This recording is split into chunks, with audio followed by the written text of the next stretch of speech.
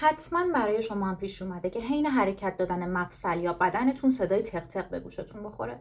اما یه بار واسه همیشه میخوام این موضوع رو براتون حل کنم. این صدا نشونه اینه که اوضاع بده؟ در اکثر موارد باید بگم که نه.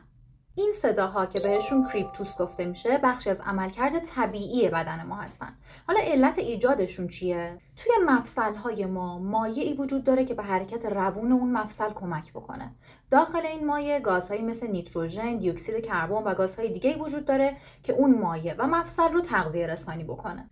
این گازها به صورت حباب توی این مایع در حرکتن و ممکنه حین این حرکت مفصل یا اندام این حبابا بترکن و اون صدای تق تق به گوش ما برسه که کاملا طبیعیه و برای همه ایجاد میشه و هیچ مشکلی هم ایجاد نمیکنه.